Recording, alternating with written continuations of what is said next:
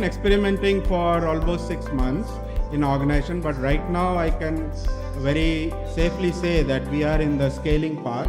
We have already done a lot of experiments, use cases, proof of concepts, things like that. Now we have started our journey on the scaling part. We have already deployed 5 different AI applications for 5 different verticals that we have in our business. So we are very much on the scaling trajectory, if you like. Absolutely, it goes without saying, right? I mean, AI, as you know, it's based on machine learning, data science and all that.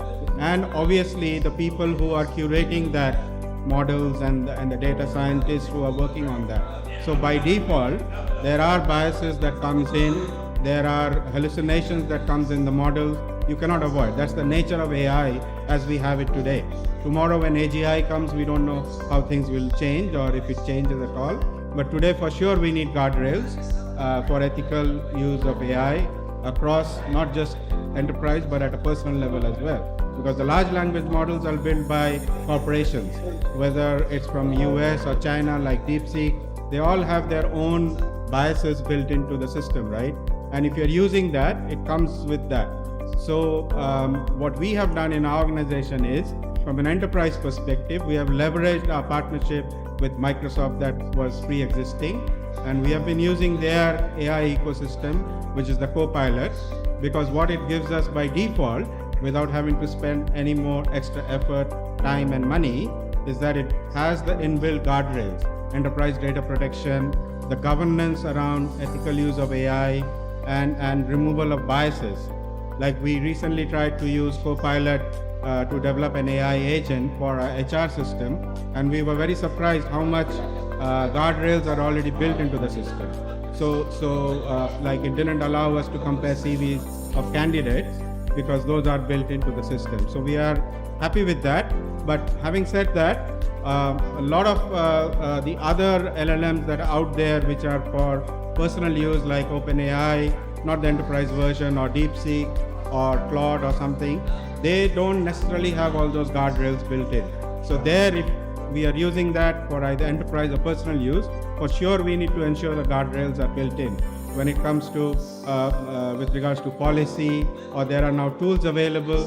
One tool that we have been experimenting is called Turmeric, which basically scans the traffic between the user inputs, the prompts, and the outputs that's coming from the LLMs.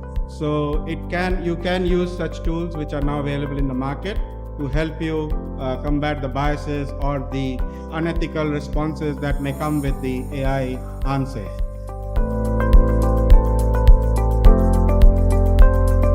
So I think in our case, I can safely say, like that's why I said, like at the beginning, we did our initial work with regards to pilot POC, which was the experimental phase. The moment we took the conscious decision to scale up, we had clear ROIs defined. So each of the applications, AI applications, we have gone full agentic AI when it comes to deploying some of the use cases. We have obviously captured the ROI from the beginning. Like if you're doing this AI application or agent for this particular vertical, whether it's shipping, travel, logistics, or energy, or machinery, these are the ROIs from the beginning. Whether it's aiding in revenue generation, cost reduction, FTE reduction, whatever that is, we have defined the KPIs from the beginning before we embark, and we have been measuring after deployment of the AI application, apps or agents, whatever that might be, how those are tracking against the KPIs that we have defined upfront. So we are very clear when it comes to ROI, and we are actively tracking and managing that.